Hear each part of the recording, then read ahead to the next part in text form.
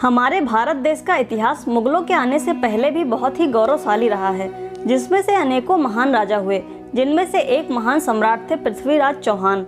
इस वीडियो में हम पृथ्वीराज चौहान के बारे में जानेंगे। पृथ्वीराज चौहान चौहान वंश के हिंदू क्षत्रिय राजा थे, जो 12वीं सदी में उत्तर भारत के अजमेर और दिल्ली पर राज करते थे।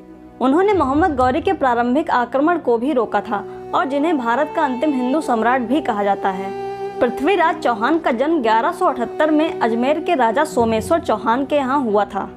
पृथ्वीराज चौहान बचपन से ही एक कुशल योद्धा थे। उन्होंने अपने बचपन में ही योद्धा बनने के लिए सभी गुण सीख लिए थे। पृथ्वीराज के पिता सोमेश्वर की मृत्यु के समय पृथ्वीराज लगभग 11 वर्ष के नाबालिग थे, इसीलिए अपनी मां के साथ राजगद्दी पर विराजमान हुए। पृथ्वीराज चौहान ने दिल्ली के राज सिंहासन की गद्दी पर बैठने के बाद ही राय पिथौरा नाम के किले का निर्माण कराया था।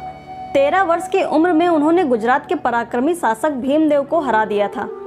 पृथ्वीराज चौहान के घनिष्ठ मित्र थे चंद्रवरदाई, और यही वो चंद्रवरदाई थे जो आगे चलकर भारत के पहले महान कवि और लेखक बने, जिन्होंने हिंदी अपभ्रंश भाषा में एक महाकाव्य पृथ्वीराज रासो लिखा।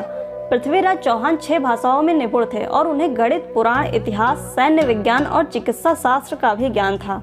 इतिहासकारों के अनुसार पृथ्वीराज की सेना में 300 हाथी, 3 लाख सैनिक थे, जिनमें बड़ी संख्या में घुड़सवार भी थे।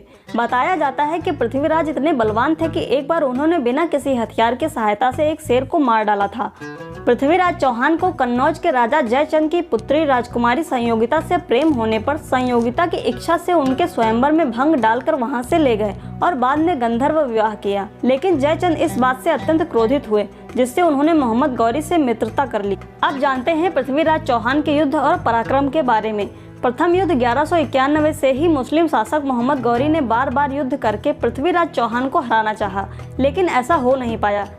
पृथ्वीराज चौहान ने 17 बार मोहम्मद गौरी को हराया और दरिया दिली दिखाते हुए कई बार माफ भी किया और छोड़ दिया, पर 18वीं बार मोहम्मद गौरी ने जयचंद की मदद से पृथ्वीराज को हरा दिया और पृथ्वीराज चौहान और चंद्रवरदाई दोनों को ही बंदी बनाकर अपने साथ ले गया और सजा के तौर पर पृथ्वीराज की आंखों में गर्म सलाखें डाल दी गईं। मोहम्मद गौरी ने चंद्रवरदाई के द्वारा पृथ्वीराज चौहान की आखिरी इच्छा पूछने को कहा।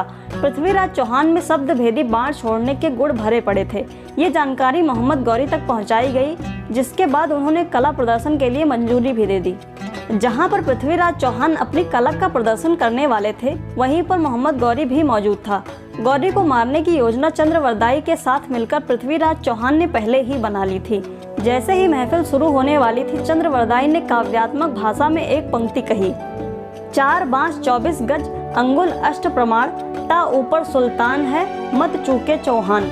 ये दोहा चंद्रवरदाई ने पृथ्वीराज चौहान को संकेत देने के लिए कहा था।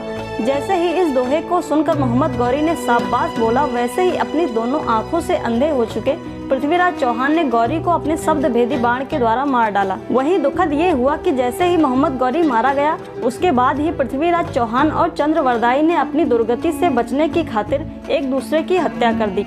इस तरह पृथ्वीराज ने अपने अपमान का बदला ले लिया।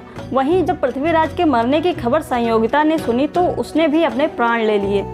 अफगानिस्तान के गजनी शहर के बाहरी क्षेत्र में पृथ्वीराज चौहान की समाधि आज भी है। अफगानिस्तान में 800 साल से राजपूत शासक पृथ्वीराज चौहान की समाधि को शैतान बताकर उस पर जूते मारकर अपमानित करते हैं, जिसके बाद भारत सरकार ने उनकी अस्थियां भारत मंगवाने का फैसला किया था।